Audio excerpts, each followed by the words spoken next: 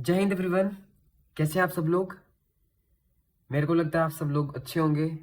और इन सर्दियों में आप अपने अपने कमरों में बैठ के लैंप के नीचे पढ़ाई कर रहे होंगे। तो चलिए आपकी पढ़ाई को आगे बढ़ाते हैं और अल बेरूनी वाला chapter, through the eyes of traveller वाला चैप्टर, इसे कंटिन्यू करते हैं। हमारा जो नेक्स्ट ट्रेवलर है उसका नाम है इब्न बतूता। ये एक ऐसा इंसान था जिसको इंडिया में इतनी दिलचस्पी थी कि इंडिया के सबसे ज्यादा तारीफों के पुल इसने ही बांधे थे। नॉलेज में बहुत ही अच्छे थे, एक्सप्लोरेशन में बहुत ही ज्यादा मतलब इनकी उत्सुकता रहती थी, और ये एक्सप्लोरेशन को ज्यादा प्रेफर करते थे किताबों से भी। तो कौन थे ये इंसान? ये था इब्न बतूता, एक मोरक्कन ट्रैवलर जो कि टैंजियर में, मोरक्को में ही है, इसका वहां पे जन्म हुआ। रिस्पेक्टेड फैमिली से आता था जैसे आप लोग आते हैं, एजुकेटेड था जैसे आप लोग पढ़े लिखे हैं।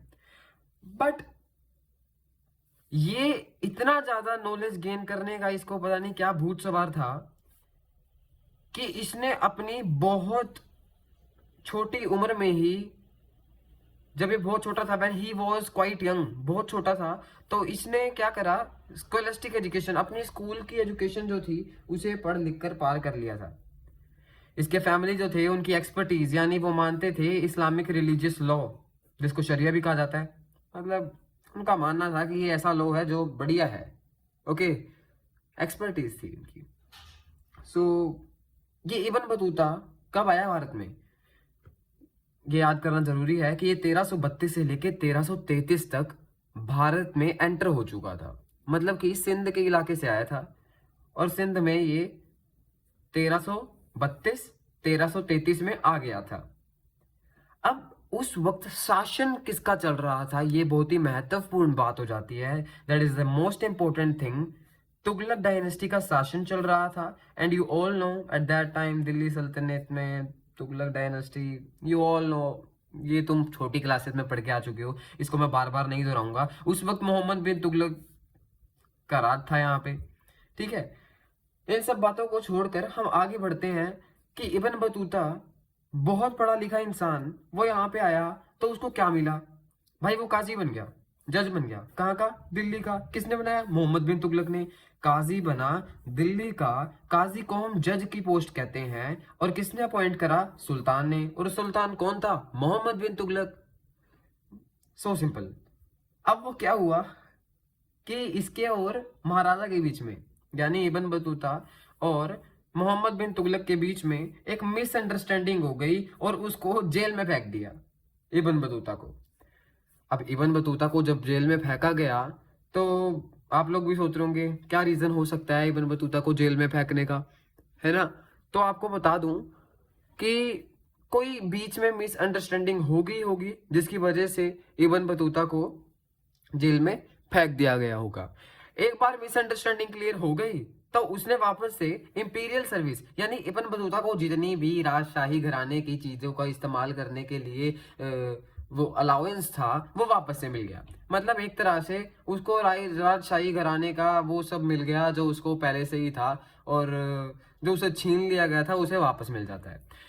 1342 में, in 1342, Ibn Battuta was order to proceed to China. China जाने का हुक्म आ गया, जाओ भाई चाइना जाओ। ठीक है, किसने कहा? सुल्तान ने कहा। अब मैं आपको यह बता दूं कि इब्न बतूता ट्रैवलिंग में इतनी दिलचस्पी रखता था, इतनी दिलचस्पी रखता था कि पूरी दुनिया घूम के तो वही बैठा था।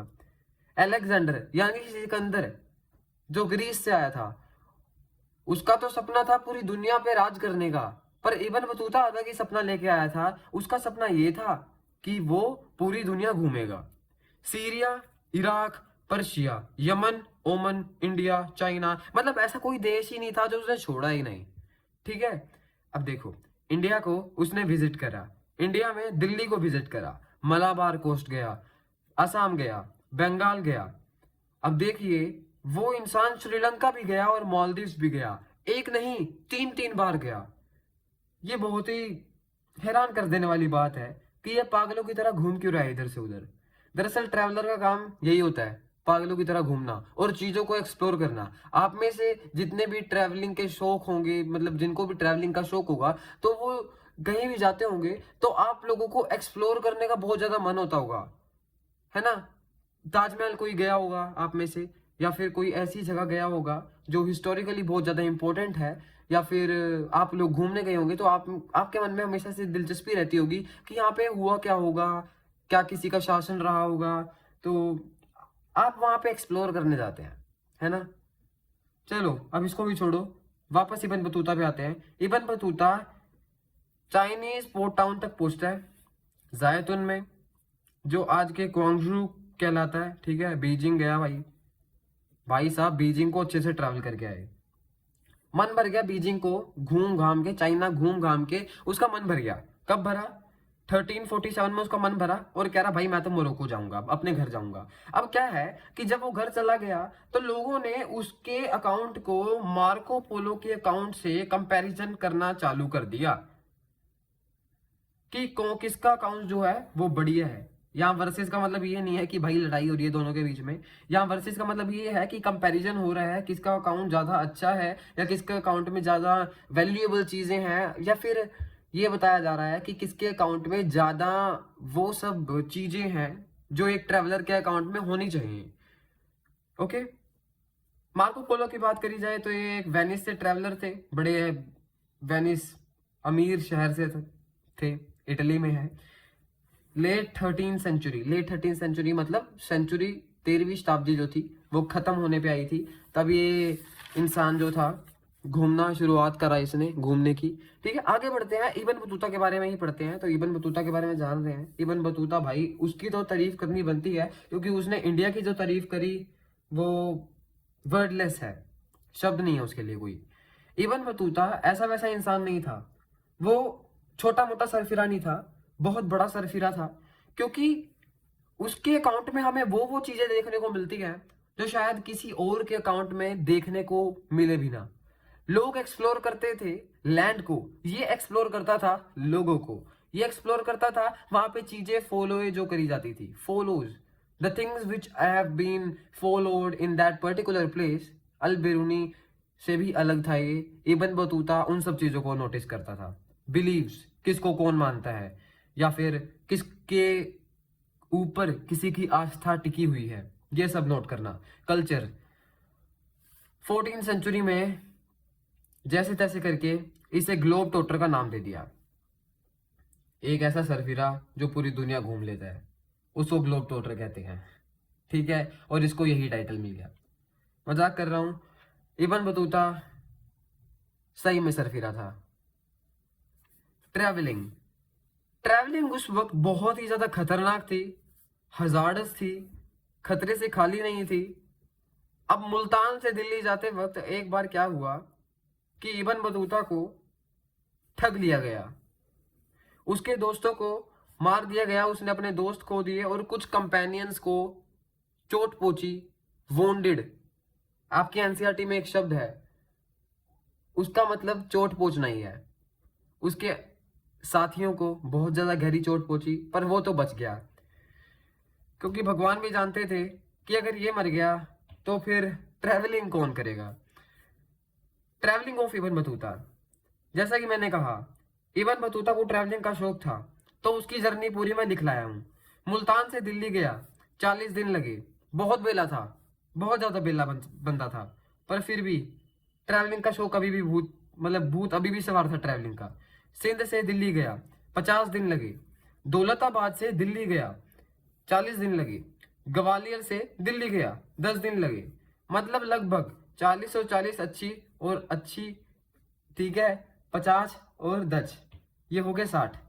60 और 80 खुद गुना करो, जोड़ो खुद, मेरे को नहीं पता। मैं तुम्हें बस ये बताने आया हूं कि ये सब करतूत इबन बतूता की थी, और इबन बतूता बहुत ही ज्यादा बेला इंसान था, घूमता ही रहता था। जोक साइड, ये बहुत ही ज्यादा इंपॉर्टेंट है। ये 40 डेज, 50 डेज, 40 डेज, 10 डेज, इसके लिए मेरे पास एक ट्रिक है। वो ट्रिक ये है कि बार बार पढ़ो और अपने दिमाग में ये बैठा लो। मैं आपको इसकी ट्रिक बता देता हूँ। S D M, S D M तो आप जानते ही होंगे, जिले का राजा। जब आईएएस होता है वो एसडीएम बन जाता है, तो एसडीएम जी, इससे आप याद कर सकते हैं। दिल्ली, दिल्ली तो सब में सेम ही है, अगर आप ध्यान से देख सके तो दिल्ली सब में सेम है, और इसके लिए मैंने एसडीएम जी टिक बना दी, एसडीएम जी। ओके, जिसमें सिंध के लिए 50 दिन लगे, दौलताबाद के लिए 40 दिन, और मुल्तान के लिए भी 40 दिन, 5 4 4 1 10 दिन। तो आप ऐसे याद कर सकते हैं, और बाकी अगर आपको कोई ट्रिक आती हो तो उससे याद कर लीजिए, कोई चक्कर नहीं। इब्न बतूता भी कम नहीं था, उसकी भी एक ट्रिक थी। ट्रिक क्या थी? उसने भी एक किताब लिखी जिसका नाम था रहीला। रहीला छोटी मोटी किताब नहीं थी, ठीक है? अगर ज्यादा जानना है तो गूगल पे सर्च करना। ये जब वापस गया ना अपने घर पे, तो एक लोकल रूलर ने मोरक्को के कहा, चलो इब्न बतूता की जितनी भी स्टोरीज उसकी घटी हुई हैं उसके जीवन में, वो लिखने बैठ जाओ। मतलब कि लोकल रूलर भी बेला ही था। पर इब्न बतूता की एक खास बात थी कि पूरी दुनिया घूमने के बाद उसने एक्सपीरियंस बहुत गेन करा, and I always respect experienced people. Ibn Battuta and the excitement of unfamiliar. Ibn Battuta जब इंडिया आया तो उसने पता है क्या देखा? उसने एक बहुत खतरनाक चीज देखी। उसने नोटिस करा ग्लोबल नेटवर्क ऑफ कम्युनिकेशन। उसने देखा लोग कैसे रह रहे हैं, एक दूसरे के साथ कैसे कम्युनिकेशन कर रहे हैं। उसने सैक्रेड श्राइन्स देखी, उसने टाइम स्पेंड करा एक्सपीरियंस लोगों के साथ, रूलर्स के साथ, और उसने यहाँ पे कॉस्मोपॉलिटियन कल्चर देखा। कॉस्मोपॉलिटियन कल्चर वो कल्चर होता है जहां पे लोग आपस में मिलते हैं, जुड़ते हैं, और डिफरेंट डिफरेंट भाषाएं बोलते हैं, हर एक का डिफरेंट डिफरेंट कल्चर होता है। ये बहुत ही ज्यादा इंपॉर्टेंट है। अगर इसको याद नहीं कर रहा तो 3 मार्क्स कमा दोगे पेपर में, 3 मार्क्स का क्वेश्चन आएगा इस पे, और अगर ना भी आए तब भी पढ़ लो क्योंकि जरूरी है, 2 मार्क्स में पूछा जा सकता है। इब्न बतूता छोटा मोटा इंसान नहीं था, उसने क्रूल और जेनरस किंग्स के साथ, रूलर के साथ भी अपना समय बिताया था। मैन और वुमेन की लिविंग स्टाइल को नोटिस करा था कि लोग कैसे रहते हैं। इंडिया में आया, कोकोनट के बारे में जाना, पान के बारे में जाना। उसने बताया कि कोकोनट एक ऐसी चीज है जिसका जो पता है कैसा दिखता है, कोकोनट पता है कैसा दिखता है? वो ऐसा दिखता है मर्द के शरीर के, वो ऊपर का खोपड़ा नहीं हो तो खोपड़ा टटरा, उसके जैसा, ठीक है? और उसमें 2 छेद हैं, ठीक है? उसने ये बताया, उसने कहा फाइबर लगी होती है। हम जिस चीज को उखाड़ते हैं ना, अब उसके कोकोनट के ऊपर से, नारियल के ऊपर से, उसने कहा वो फाइबर जैसा कुछ है, और ये बिल्कुल मर्दों के, इंसान के जैसा है। ये चीज उसने पता लगाई। खैर आप लोगों को तो पता ही है क्योंकि आप लोग तो यहीं के रहने वाले हैं। पान के बारे में बताया, उसने कहा पान बिल्कुल ग्रेप वाइन में उगाए जाने वाले पत्तों की तरह थे, उन पे कोई फ्रूट नहीं लगते थे, बट फिर भी वो एक ऐसे पान थे जिनके अंदर एरेका नट रखा जाता था, और एक चौक की लिटिल, मतलब छोटा सा चौक रखा जाता था, और उसे मुंह में पाके गड़क कर लिया जाता था। आगे बढ़ते हैं। इब्न बतूता सबसे ज्यादा फैसिनेटेड किस बारे में था? भारतीय सिटीज के बारे में, भारतीय शहरों के बारे में। ये बहुत इंपॉर्टेंट टॉपिक है क्योंकि यहां से ही भारत की तारीफ शुरू होने वाली है। उसने ये देखा कि भारत की स्ट्रीट्स कैसी हैं, वहां की स्किल्स, वहां की ड्राइव, वहां के रिसोर्सेज कैसे हैं, वहां की पॉपुलेशन बहुत ज्यादा है, डाइवर्सिटी है, और ये सब तभी, मतलब ये सब तभी तबाह होता है जब कोई मनुष्यत चीज आ जाती है। मनुष्यत यानी डिसरप्शन हो जाता है, वॉर आ जाती है, इन्वेजन आ जाता है। ऐसा ऐसा तभी होता है, यानी कि पॉपुलेशन और डाइवर्सिटी का डिसरप्शन तभी होगा जब ये सब चीजें घटेंगी। इब्न बतूता ये वो इंसान है जो इतना ज्यादा टाइम इन्वेस्ट करता था लोगों को और या फिर चीजों को ऑब्जर्व करने में, जो मैं आपको आगे बताने वाला हूं। उसने मार्केट्स को देखा, यहाँ की मार्केट्स बहुत ज्यादा ब्राइट हैं, कलरफुल हैं।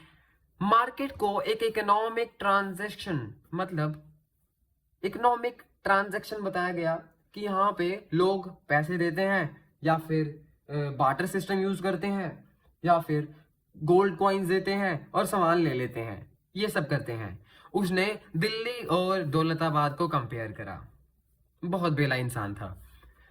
दिल्ली को उसने बहुत बड़ा नहीं बताया, दौलताबाद को बताया। उसने कहा दिल्ली जो है बहुत बड़ी तो है पर दौलताबाद जितनी नहीं। उसने कहा दिल्ली की पॉपुलेशन बहुत ज्यादा है पर दौलताबाद का साइज दिल्ली से भी बड़ा है। मार्केट्स सोशल हब हैं, कल्चरल हब हैं। हब क्या होता है? हब एक ऐसी जगह होती है जहां पे लोग आपस में अपना कल्चर एक दूसरे के साथ शेयर करते हैं और ऐसी कोई चीज शेयर करते हैं, ठीक है, उसे हब कहा जाता है। वहां पे डिफरेंट डिफरेंट लोग, डिफरेंट डिफरेंट कल्चर के लोग आपस में मिलते हैं। नेक्स्ट, उसने ये भी नोटिस करा, that is the most fascinating thing, कि उसने कहा कि भाई प्लेटफॉर्म मतलब मार्केट के बीच में प्लेटफॉर्म्स होते थे पब्लिक परफॉर्मेंसेस के लिए, डांसर्स के लिए, म्यूजिशियंस के लिए, सिंगर्स के लिए, ये सब होता था। उसने ये भी बताया कि इंडिया की प्रोस्पेरिटी ऑफ टाउन, यानी क्यों है इतना प्रोस्पर इंडिया, इसके टाउन इतने प्रोस्पर क्यों है, इसके पीछे रीजन क्या है? पहला रीजन एग्रीकल्चर, दूसरा रीजन ट्रेड एंड कॉमर्स, तीसरा रीजन इंडियन टेक्सटाइल्स। सबसे बड़ी बात, इंडियन टेक्सटाइल बहुत ज्यादा मशहूर था उस समय तो खासकर, क्योंकि लोग डिफरेंट डिफरेंट टाइप के क्लोथ्स यूज करते थे। Cotton cloth, simple clothes, fine muslins आज भी बहुत महंगे हैं, सिल्क्स, ब्रोकेड, सैटिन, ये सब रिच थे बहुत उस टाइम पे खासकर। एंड उसने ये कहा इंडिया की सोयल की फर्टिलिटी बहुत ज्यादा है और लोग एक साल में 2 फसलें उगा लेते हैं। ट्रेड एंड कॉमर्स में इतना प्रॉफिट होता है कि साउथ ईस्ट एशिया में किसी भी कंट्री को नहीं होता। इब्न बतूता ये सब बताता है।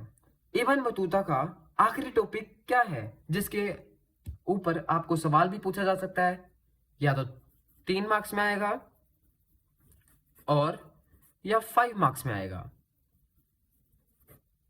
बट पूछा जा सकता है। Unique system of communication, Uluk and दावा, ये 2 कम्युनिकेशन सिस्टम थे। तारीफ बाद में करेंगे, पहले समझ लेते हैं कि इनमें है क्या।